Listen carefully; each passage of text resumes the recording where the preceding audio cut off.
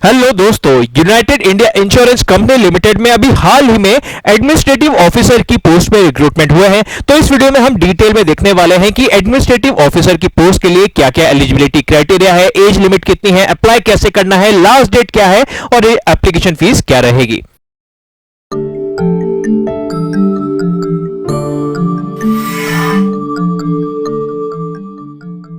Hello दोस्तों and welcome to Nimbus Learning platform powered by Engineers academy.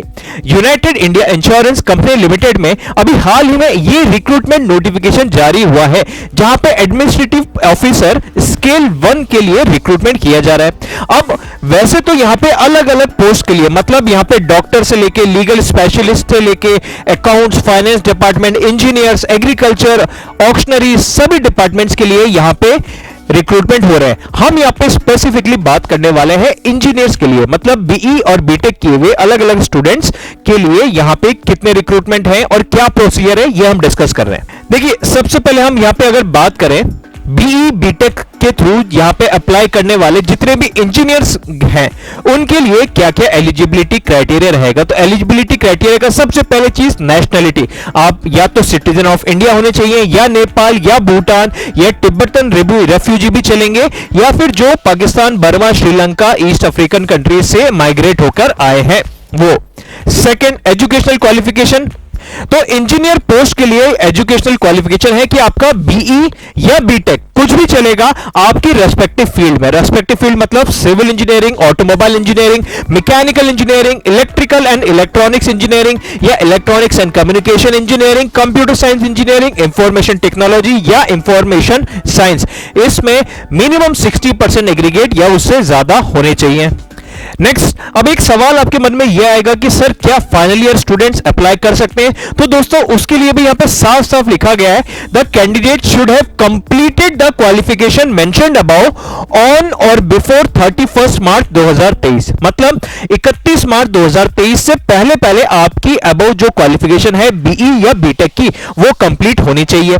और those who have written the final examination for the minimum educational qualification as on 31 March 2023 and whose results are declared after 31 March 2023 are not eligible to apply। मतलब क्या हुआ कि अगर आप final year student भी हैं लेकिन आपका रिजल्ट अगर 31 मार्च 2023 या उससे पहले आ जाता है तो आप अप्लाई कर सकते हो। लेकिन अगर आपने अपना फाइनल सेमेस्टर का एग्जाम दिया है और अभी तक रिजल्ट नहीं आया है या रिजल्ट 31 मार्च 2023 के बाद आया है तो आप अप्लाई नहीं कर सकते हो। समझ में आ गया? तो फाइनल ईयर के स्टूडेंट के रिलेटेड जो कंफ्यूजन था वो यहां पे पॉइंट में क्लियर हो चुका है।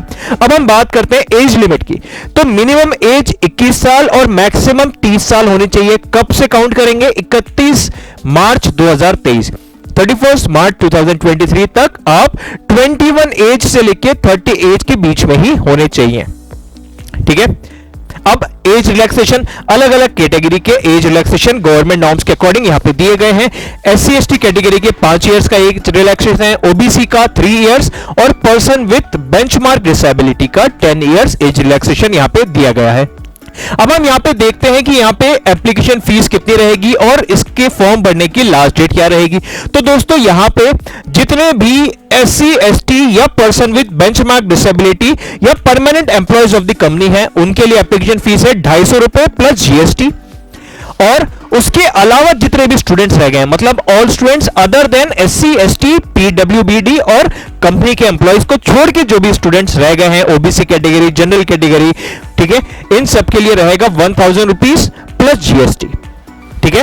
अब हम बात करते हैं इसकी इंपॉर्टेंट डेट्स की। तो दोस्तों इसके ऑनलाइन फॉर्म भरने की स्टार्टिंग डेट है 24 अगस्त 2023, मतलब 24 अगस्त 2023 से फॉर्म भरने चालू होंगे और 14 सितंबर 2023 तक ऑनलाइन फॉर्म भरे जाएंगे और तब तक ही आपका एप्लीकेशन फॉर्म का फीस भी भर जाना चाहिए। ठीक है। तो हमारे पास जो डेडलाइन है वो 24 अगस्त से 14 सितंबर तक है। इसी के साथ एक पॉइंट और हम यहां पे साफ साफ देख सकते हैं, date of online test will be during second week of October month of 2023। मतलब एक टेंटेटिव आइडिया हमें लग गया है कि इसका एग्जाम कब होने वाला है, अक्टूबर के सेकेंड वीक के आसपास हो सकता है। ठीक है। तो उसके अकॉर्डिंग ही हम हमारी प्रिपरेशन को अलाइन कर सकते हैं। अब इसका सिलेक्शन प्रोसीजर अगर हम देखें तो देखिए इसका सिलेक्शन प्रोसीजर में टोटल 200 मार्क्स का एक ऑनलाइन टेस्ट होगा इसका। इस 200 मार्क्स में 100 मार्क्स आपके रिस्पेक्टिव डिसिप्लिन के होंगे और रिमेनिंग 100 में नॉन टेक्निकल के क्वेश्चंस होने वाले हैं। ये जो 2 घंटे का पेपर होगा इसमें से जो 100 मार्क्स हैं टेक्निकल के, इसके अलावा जो 100 मार्क्स हैं वो 25-25 के 4 सेक्शन होंगे। 25 क्वेश्चन होंगे 1-1 मार्क्स के रीजनिंग के, 25 क्वेश्चन होंगे 1-1 मार्क्स के इंग्लिश लैंग्वेज के, 25 क्वेश्चंस होंगे quantitative aptitude and computer literacy के 1-1 मार्क्स वाले, और 25 क्वेश्चन होंगे जनरल अवेयरनेस जहां पे फाइनेंशियल सेक्टर को थोड़ा ज्यादा इंफेसिस दिया जाएगा। तो 100 क्वेश्चंस रहेंगे आपके टेक्निकल के, सॉरी नॉन टेक्निकल के, और 50 क्वेश्चन रहेंगे 2-2 मार्क्स वाले जो 100 मार्क्स टोटल कैरी करेंगे। टोटल मिला के होने वाला है 200, मतलब 150 क्वेश्चंस हैं, 200 मार्क्स हैं और टाइम है 2 घंटा 120 मिनट। ठीक है, और एक चीज और देख लीजिएगा, देखिए यहां पे नेगेटिव मार्किंग भी होने वाली है और पेपर का लैंग्वेज बाइलैंग्वेज है, मतलब इंग्लिश और हिंदी दोनों में रहेगा। तो अगर आपको हिंदी में या इंग्लिश में थोड़ी बहुत दिक्कत है तो कोई टेंशन लेने की जरूरत नहीं है, पेपर बाइलैंग्वेज है, साफ साफ लिखा हुआ है, और यहां पे नेगेटिव मार्किंग भी होने वाली है। ठीक है, अब हम इसकी बात करें नेक्स्ट स्टेज का कि आपका यहां पे रिटन एग्जाम के बाद अगला स्टेज होगा इंटरव्यू का। तो रिटन एग्जाम की परफॉर्मेंस के बेसिस पे आपको इंटरव्यू के लिए शॉर्टलिस्ट किया जाएगा, और रिटन एग्जाम प्लस इंटरव्यू के बाद आपका आएगा एक फाइनल मेरिट लिस्ट, जिससे पता चलेगा कि आप फाइनली सेलेक्ट हुए हैं या नहीं। फाइनल सेलेक्ट होने के बाद आएगा आपका प्रोबेशन पीरियड। 1 साल का प्रोबेशन पीरियड रहेगा, मतलब एक तरीके का ट्रेनिंग फेज रहेगा जहां पे आपके अलग अलग ट्रेनिंग के बेसिस पे कुछ अलग अलग रिटन और थ्योरेटिकल एग्जाम्स होंगे। उन एग्जाम्स को भी आपको क्लियर करना होगा, लेकिन ट्रेनिंग के दौरान ही ये सारे छोटे छोटे से माइन्यूट एग्जाम्स होने वाले हैं। प्रोबेशन पीरियड के बाद आप फाइनली उस कंपनी में एज ए परमानेंट एम्प्लॉय की तरह काम करने लगेंगे, और आपका एक 5 साल का बॉन्ड भी साइन कराया जाएगा। यहां पे लिखा हुआ है आपको कंपनी को एक अंडरटेकिंग देना है कि आप इस कंपनी में मिनिमम 5 साल तक सर्व करेंगे। अदरवाइज अगर आप 5 साल से पहले छोड़ना चाहते हैं तो आपको एक कुछ कॉशन मनी या एक सिक्योरिटी बॉन्ड वाला अमाउंट यहां पे सबमिट करना होगा।